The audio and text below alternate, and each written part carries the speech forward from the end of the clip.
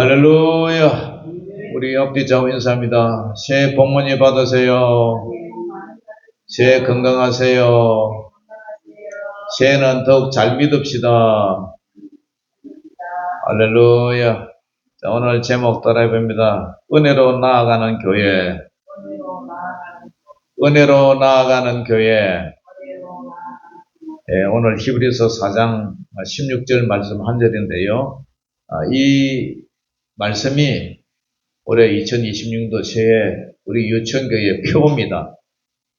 표. 그러니까 이 말씀을 1년 내내 묵상하면서 우리 교회가 주님 앞에 은혜로 나가는 그런 교회가 되시기를 주의 이름으로 축원합니다. 자, 오늘 우리 히브리서 4장 16절 본문 한번 같이 합독합니다. 시작. 그러므로 우리는 긍휼하심을 받고 때를 따라 돕는 은혜를 얻기 위하여 은혜의 보좌 앞에 담대히 나아갈 것이니라. 아멘. 자, 힘으로도 되지 않고 능으로도 되지 않고 여호와의 신으로 여호와의 성령으로 된다고 여호수아 스룹바벨이 이제 그런 얘기를 했는데, 성전을 하나 짓는 것도 자기 힘으로 되는 것이 아니라 하나님의 성령님께서 도와주셔야 된다. 이 말씀이 제게 큰 울림이 되었어요. 그래서 지난 5년 동안 열심히 한다고 했지만, 그러나 내 힘으로 할 때는 지치고 또 안 될 때는 낭망하고 코가 석자나 빠지고, 그렇지만 그러나 이 모든 것이 하나님의 능력으로 된다. 그것은 결국 하나님의 은혜를 주시야 된다. 그래서 우리는 주님이 우리를 불쌍히 여겨주시고 때를 따라 돕는 은혜를 받아야 된다. 그래야 목회도 되고 여러분의 일상 삶도 된다 이거지, 내 힘으로 억지로 되는 것은 하나도 없다. 이 말씀이 제게 큰 도전이 되고 울림이 되었어요. 그래서 이 말씀을 2026년도를 맞이하는 우리 교회의 표로 정하게 되었습니다. 그래서 달력에도 여러분들에게 배부해 준 그 달력에도 이 말씀이 표로 기록되어 있어요. 자, 오늘 본문 배경을 설명하자면은 히브리서의 1차적 수신자들은 누구냐면은 유대교의 박해와 사회적인 그런 소외 속에서 신앙의 흔들림을 경험했던 유대인, 그리고 유대인에서 개종했던 그리스도인들이었어요. 그래서 그들이 원래는 유대교를 믿었는데, 다시 말해서 구약 성경만 믿었죠. 그런데 이제 예수님을 믿고 보니까 옛 체제인 율법과 제사 제도로 다시 돌아가려는 그런 유혹을 받았어요. 왜냐? 예수님만 믿으면 제사도 필요 없고, 예수 믿으면 동물 제사도 필요 없고, 예수님만 믿으면 그 모세의 그 율법도 그죠? 그렇게 올무가 되지도 않고, 그러니까 예수 믿는 게 너무 쉽단 말이죠. 그리고 그 당시에 로마 정부나 유대인들이 너무 핍박을 많이 이렇게 감행을 했어요. 그러니까 살다 보니까 너무 힘들어요. 예수 믿는 게 너무 힘들어. 모든 세상에 예수 믿는 사람 별로 안 좋게 생각하고 핍박하고 경제적인 핍박도 있고, 그래서 나는 예수님을 믿었는데 다시 이제 돌아가야 되겠다, 그런 생각이 들었어요. 지난주에 우리 교회 나왔던 분들도 오늘 우국에 어떤 할머니 손자가 서울대학교 입학했대요. 그래서 서울대에 붙었다고 동네에서 한턱 낸대.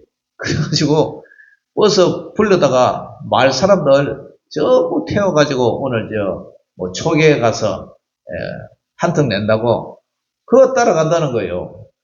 그래서 교회 첫날부터 나오셔야 되지, 그거 가면 어떠느냐 이러니까, 마을 사람들이 다 그거 가는데 내만 빠질 수도 없고 해서 오늘 따라가고 다음 주부터 교회 나오겠습니다 이래요. 그래서 영적 수준이 그것밖에 안 되는데 내가 따져봐야 또 안 나온다 하면 또 그럴 것 같고 해서 그러시라고, 그리고 다음 주부터 나오시라고 이렇게 얘기를 했습니다. 이와 마찬가지로 믿음이 없는 사람이 가만히 보면은 과거의 그 습관대로 이제 쫓아가려는 그런 조짐이 있었어요. 그러니까 이 유대인들이 유대교를 믿다가 기독교로 개종을 했는데, 아이고, 이제 다시 유대교로 이제 돌아가야 되겠다. 저 사람들이 핍박도 하고 경제적인 그런 압박도 있고 해서, 이 교회 다니는 거, 이거 참, 예수님이 십자가가 아무리 생각해도, 그죠? 예수님 못 박힌 게 뭐가 좀 부족해서 못 박혀 죽은 것처럼 느껴지고, 이 마음에 갈등이 심한 거예요. 그래서 다시 돌아가야겠다. 그래가지고 이 히브리 저자가 이런 위기 속에서 우리 예수님은 말이야, 아주 우월하신 큰 대제사장이다. 모세보다도 뛰어나고 천사보다도 뛰어나고 저 만왕의 왕이시고 만주의 주이신 예수님이 이 땅에 오셔서 우리 죄를 위해서 십자가에 죽으셨는데 왜 네가 다시 돌아가려느냐? 우리 예수님은 우리가 똑같이 시험을 받았지만 죄는 없으시고 예수님께서 우리의 연약함을 동정, 체휼하셨다. 그것을 생각해 봐라. 그러면서 본문 16절에 그 사실에 이제 근거해서 우리는 하나님 앞에 불쌍히 여김을 받아야 된다. 긍휼하심을 받고 때를 따라 돕는 은혜를 얻기 위해서 우리는 은혜 보좌에 단디 좀 나가야 된다. 이제 그래야 하면서 이제 격려하는 내용이에요. 그래서 우리는 이 말씀을 통해서 우리는 어떻게 하나님 앞에 은혜를 받아야 되냐. 첫 번째로 긍휼하심을 있는 자리에 서야 돼요. 긍휼하심. 긍휼하심이라는 이 말은 불쌍히 여김을 받는다는 거예요. 자격이 없는 우리가 주님 앞에 불쌍히 여김을 받아야 돼요. 은혜로 나가기 위한 첫 번째 조건은 내가 하나님의 자비 없이는 한순간도 살 수 없는 나는 죄인이다. 나는 죄인이다. 하나님은 자신의 의를 내세우는 자가 아니라 자신의 비참함을 고백하면서 엎드리는 자를 하나님께서 은혜를 주실 줄 믿습니다. 아멘. 맹인 바디메오가 예수님이 지나가신다는 소식을 들었어요. 그래서 다윗의 자손 예수여 나를 불쌍히 여겨주셔서 외쳤어요. 사람들이 시끄럽다고 앞도 못 보는 맹인이 어디 큰 소리 치느냐고 꾸짖었어요. 그렇지만 이 맹인 바디메오는 자신의 무력함과 비참함을 숨기지 않고 긍휼을 구했어요. 주님은 그의 간절한 고백을 외면하지 않으시고 그의 눈을 만져서 눈을 뜨게 했단 말이에요. 그래서 광명한 빛을 보게 한 거예요. 그러니까 이 여리고를 지나가는 이 바디메오가 주여 나를 불쌍히 여겨달라. 저와 여러분들은 주님의 불쌍히 여김을 받아야 은혜를 받는 줄 믿습니다.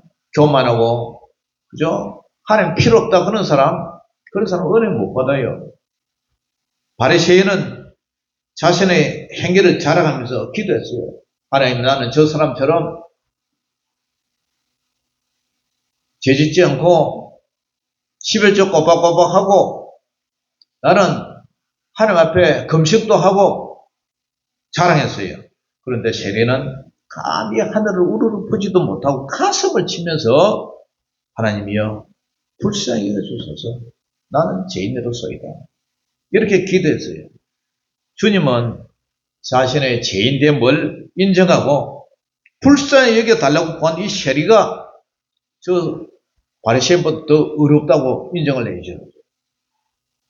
시편 103편 8절에도 여호와는 자비로우시며 은혜로우시며 노하기를 더디하시며 인자하심이 풍부하시다고 그랬습니다.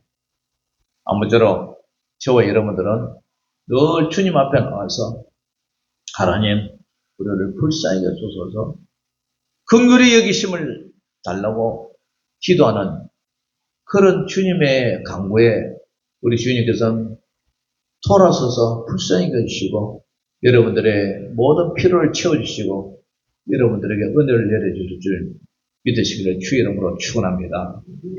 두 번째는 때를 따라 돕는 은혜를 구해야 돼요. 때를 따라 돕는 은혜. 적기적소에 임하는 그런 은혜죠. 하나님은 우리가 미리 걱정하는 미래의 짐을 한꺼번에 해결해 주시는 그런 분이 아니라 우리가 맞은 위기와 결핍의 순간에 가장 정확한 타이밍에 기입을 하시죠. 이 은혜를 믿는 자는 내일의 염려를 버리고 오늘의 도우심을 기대할 수 있어요. 우리가 농사를 지을 때도 적기적소에 그때에 비가 내려야 돼요. 농사 짓는데 지난 작년에 재작년이죠. 재작년 배추 모종을 심었는데 비가 안 와요.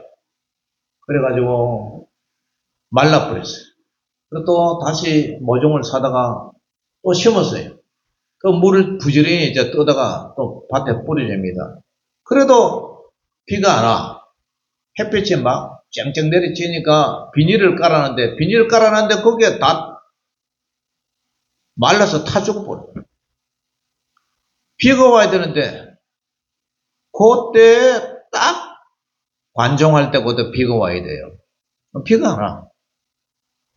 그래가지고 배추 모종을 4번이나 사다가 다시 심고 물 주고 이래가지고 겨우 해가지고 배추가 자랐어요. 그런데 작년에는 비닐을 안 덮었어요. 그냥 비닐이 있으니까 타 죽더라고. 그래서 비닐 없이 그냥 했는데 비닐 없으니까 배추가 안 말라 죽어요. 안 타 죽어요. 뜨거워도. 그래서 물을 주고 그것도 작년에는 마침 그때마다 비가 이렇게 내려주었어요. 그리고 올해는 배추 하나도 안 사고 무도 하나도 안 사고 내가 심은 텃밭에 그것 가지고 우리 교회 김장을 다 했어요. 그러니까 모든 것이 그때마다 하나님의 은혜가 임해야 돼요. 할렐루야. 하나님의 은혜가 임해야지 내가 아무리 고집을 부리고 내 머리대로 지혜를 짜서 해도 안 되더라고요. 하나님의 은혜 주셔야 돼요. 목회도 그래요.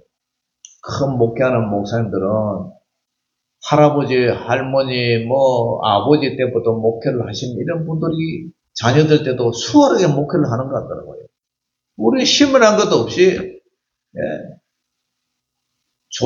우상 숭배하고, 무당질하고, 부처한테 빌고, 그래가 겨우 하나님 은혜로 이제 예수 믿어가지고, 척박한 이 돌밭에다가 개가 나듯이, 그렇게 이런 목회를 하니까, 살아가는데 힘이 들더라고요. 그래서 여러분들도 때를 따라 돕는 은혜, 그것이 있어야 돼요. 엘리야가 로데안 나무 아래서 이세벨의 위협에 지쳐 죽기를 구하던 엘리야에게 하나님은 천사를 보내셨어요. 그가 지쳐서 쓰러진 바로 그때에 하나님께서 숯불에 구운 떡과 물을 깐바리를 통해서 공급해 주셨어요. 그래서 절망의 자락에 정확하게 찾아온 때를 따라 돕는 은혜, 그 은혜가 있어야 돼요. 사라바 가부가 가뭄으로 마지막 남은 가루 한 움큼 먹고 이제는 자식과 죽으려고 했는데 가부에게 하나님은 선지자 엘리야를 보내주셨어요. 그리고 가장 긴박하고 절박한 그 순간에 통의 가루와 병의 기름이 마르지 않게 하는 기적을 베풀어 주셔서 그 고난과 가뭄의 시기를 넘기도록 하셨어요. 그래서 우리는 하나님이 때를 따라 돕는 은혜를 구해야 돼요. 시편 46편 1절에도 하나님은 우리의 피난처시요 힘이시니 환난 중에 만날 큰 도움이시라. 환난을 당할 때 큰 도움이 바로 때를 따라 돕는 하나님의 은혜가 있었어요. 제게 이번에 카톡 문자로 온 분들이 있는데 수술을 갖다가 몇 번이나 하고 치료를 받고 이런 병상에 있는 아픈 분들이 많더라고요. 기도해달라고. 그래서 그런 분들 보면은 참 마음이 아파요. 기도를 물론 해드리지만, 여러분들은 가진 것도 없고, 크게 그죠? 뭐 버릇난 건 없다 할지라도 이렇게 건강하고 새끼 밥 먹고 사는 거 이게 큰 은혜인 줄 믿습니다. 아멘. 그럴수록 우리 주님 앞에 은혜를 달라고 하나님 나를 돕는 은혜를 주시요. 때를 따라 돕는 은혜. 봄이면 봄의 은혜, 여름이면 여름의 은혜, 가을이면 가을, 겨울이면 겨울. 주님께서 불기둥, 구름기둥으로 우리를 지켜주셔야만 만나와 매출하기로 이렇게 먹여주셔야만 우리가 살아갈 수가 있습니다. 때를 따라 돕는 은혜를 구하는 저와 여러분들 되시기를 주의 이름으로 축원합니다. 세 번째로 우리는 그런 은혜를 받기 위해서 우리는 어떻게 해야 되느냐? 은혜의 보좌 앞으로 담대히 나가야 돼요. 은혜의 보좌 앞으로 담대하게 나가야 돼요. 이 담대하다 이 말은 자신의 깨끗함을 믿는 이 오만이 아니에요. 나를 위해 피 흘려 십자가에 돌아가신 예수님의 공로를 100% 확신하는 그 믿음이에요. 본래 보좌라는 뜻은 심판의 자리예요. 예수님으로 말미암아서 우리에게 자비가 흐르는 은혜의 보좌가 되어야 돼요. 어떤 수치스러운 죄를 지었다 할지라도 주저하지 않고 주님 앞에 엎드려서 달려가서 나가면 우리 주님께서 우리를 불쌍히 주시고 위로해 주신단 말이에요. 헬루증 앓는 여인이 있었어요. 12년 동안 하혈을 했어요. 여자가 하혈을 한다는 것은 유대의 관습 속에 보면은 부정한 여인으로 간주됐어요. 그래서 종교적으로 사회적으로 부정하다 낙인 찍힌 여자였어요. 대중 앞에 사람들 앞에 나설 수가 없었어요. 그러나 그녀는 예수님의 옷자락만 이렇게 만져도 낫겠다는 그런 담대한 확신이 들었어요. 그래서 수많은 사람들은 군중을 뚫고 들어갔어요. 주님은 그녀의 담대함을 보시고 뭘 하셨느냐? 딸아, 안심하라. 내 믿음이 너를 구원하였느니라. 할렐루야. 그래서 주님의 은혜의 보좌로 담대히 나아가야 돼요. 에서더는 죽으면 죽으리다 고백했어요. 민족의 위기 앞에 에서더는 왕이 가지고 있는 금지팡이를 내밀지 않은 상태에서 나가면 그냥 죽이게 된 그날의 법이 있어요. 그래도 불구하고 내가 죽으면 죽으리다. 그런 믿음으로 나갔어요. 그녀가 왕의 금지팡이를 보았을 때 살 길을 얻었듯이 우리 역시 하나님의 은혜의 상징인 십자가를 바라보며 죽음을 두려워하지 않고 담대히 주님의 보좌 앞으로 나아가는 저와 여러분들 되시기를 주 이름으로 축원합니다. 그래서 에베소서 3장 12절에도 우리가 그 안에서 그런 믿음으로 말미암아 담대함과 확신을 가지고 하나님께 나아감을 얻었느니라. 그래서 날마다 우리가 믿음으로 담대히 주님의 보좌 앞에 나아가야 돼요. 사랑하는 성도 여러분, 은혜의 보좌는 막연한 구호가 아니라 우리의 구체적인 삶의 현장이 되어야 돼요. 이를 위해서 우리는 어떻게 살아야 되느냐? 실천상 첫 번째가 은혜의 보좌로 들어가는 통로는 무엇입니까? 기도다. 기도는 우리가 하나님의 보좌 앞에 상달되는 가장 직접적인 방법이래요. 히브리서 기자가 담대히 나가라 근면한 것은 바로 기도의 자리로 나가라. 여러분, 올해는 더욱더 우리가 기도 좀 많이 합시다. 아멘. 주님 앞에 기도해서 여태까지 보세요. 권사님 보세요. 제가 5년 동안 와서 제가 기도하는 것만 우리 교회 다 이루어졌잖아요. 그죠? 기도하면은 하나님께서 채워주신다. 올해도 더욱더 기도 많이 해서 주님과의 막힌 담을 넣으신 주님 의지해서 기도로 주님 앞에 나아갈 때에 여러분들이 큰 복을 얻으시기를 주 이름으로 축원합니다. 두 번째는 은혜의 보좌를 발견한 이정표가 뭐냐? 주님 앞에 나아가는 그 이정표가 결국 말씀이에요. 성경 읽는 거예요. 말씀은 하나님의 긍휼과 때를 따라 돕는 은혜가 무엇인지 가르쳐주는 이 지도와 같아요. 지도 없으면 전쟁터에서 군사가 지도를 펴놓고 그걸 읽을 줄 알아야 돼요. 그걸 독도법이라고 그래요. 나침반 하나, 지도 하나 펴갖고 내가 있는 위치가 어디고 적군의 위치가 어디고 어디로 가야 되고 전부 다 길도 모르는데 우리 요즘 차 타고 가다면 길 모를 때 핸드폰에 내비게이션 켜잖아요. 그거 하면은 딱 목적지까지 딱 간단 말이에요. 그와 마찬가지로 이 말씀이 성경이 바로 그런 거예요. 그래서 우리는 매일 정해진 분량의 성경 말씀을 읽고 그 속에서 하나님이 나를 향한 하나님의 약속을 찾아내야 돼요.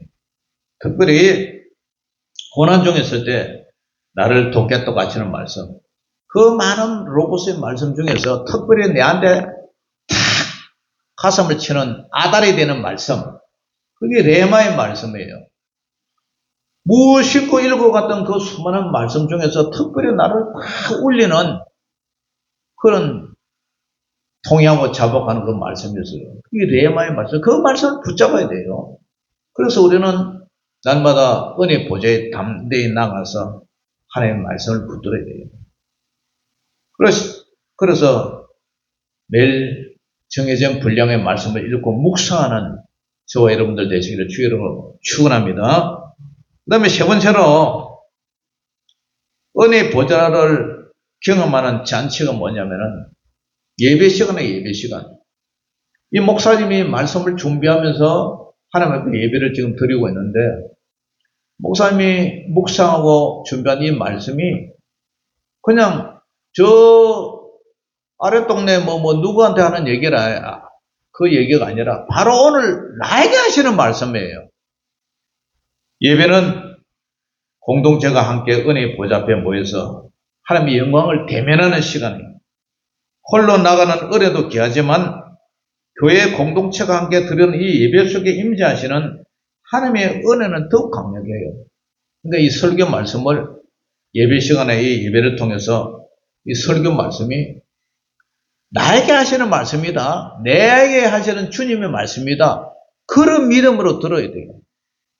이 말씀은 사람에게 듣기 좋게 하는 게 아니라 바로 나에게 주시는 직접적인 하나님의 말씀이다. 그런 말씀으로 들을 때에 은혜가 임할 줄 믿습니다.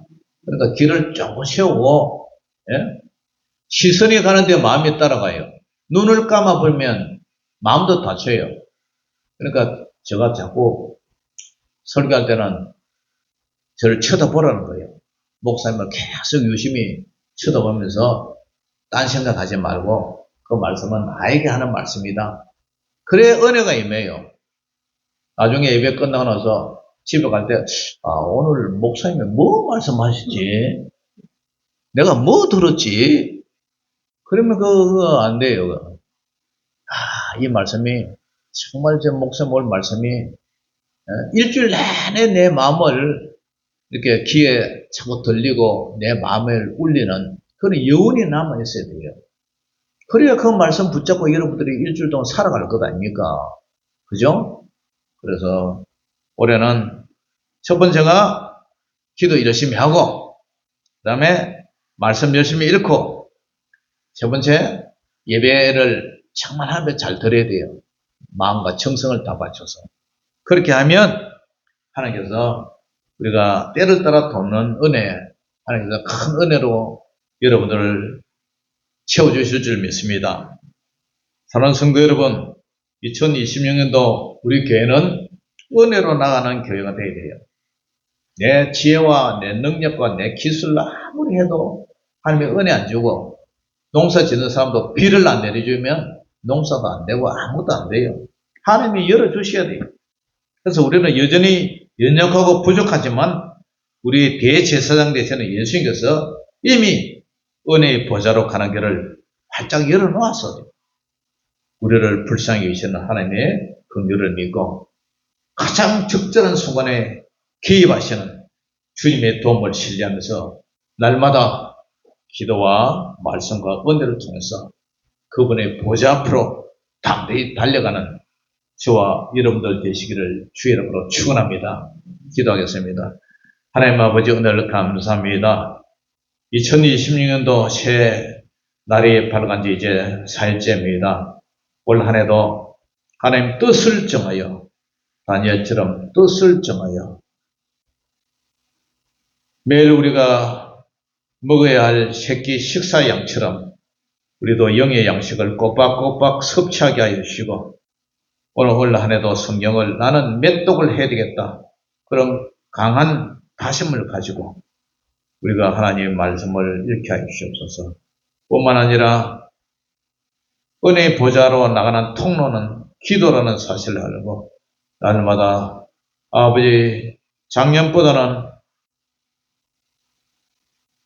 올해가 더욱더 기도하는 시간, 무릎 꿇는 시간이 많아지게 하시고 날마다 영으로 주님과 늘 독대하면서 주님과 교통하고 교제하는 시간이 많아지기를 원합니다. 특별히 아버지 하나님여 예배 시간을 사모하고 예배 시간에 빠지지 않고 더욱더 주님의 은혜의 보좌에 단대히 나와서 하나님의 말씀을 경청하고 하나님의 말씀을 아멘하며 받아먹는 그래서 우리 영이 쑥쑥 자라는 성숙과 성장의 한 해가 되게 하여 주시옵소서. 그래서 영혼이 잘된 것 같이 검사가 잘되고 강건한 그런 믿음의 성장이 넘치게 하여 주시옵소서. 모든 영광을 주님께 올려드리며 살아계신 우리 주 예수 이름으로 감사하며 기도 올려옵나이다. 아멘. 자, 준비한 예물 주님 앞에 올려드리겠습니다.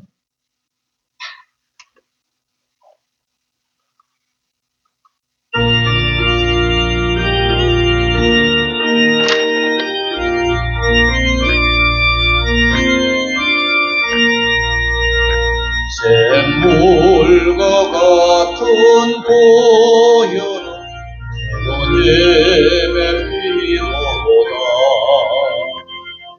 보혈의 죄를 씻으면 정하게 되겠네. 정하게 되겠네. 정하게 되겠네. 보혈의 죄를 씻으면 정하게 되겠네. 저도 좀 회개하고서 보혈에 씻었네. 저도 저 같은 이 몸도 죄 씻기 원하네. 죄 씻기 원하네. 죄 씻기 원하네. 저도 저 같은 이 몸도 죄 씻기 원하네. 죄속한 많은 백성은 잼을 얻겠네. 샘손도 다른 피곤새 한없이 크도다. 한없이 크도다. 한없이 크도다. 샘손도 다른 피곤새 한없이 크도다. 나를 정죄하신 피보니 사랑하는데 살동안 받는 사랑은 널 찬송하겠네. 널 찬송하겠네. 널 찬송하겠네. 살동안 받는 사랑은 널 찬송하겠네. 이후에 전부 올라가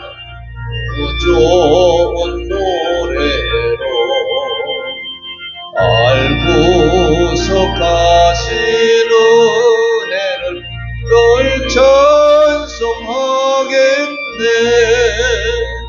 늘 찬송하겠네. 늘 찬송하겠네. 날 구속하신 은혜 늘 찬송하겠네.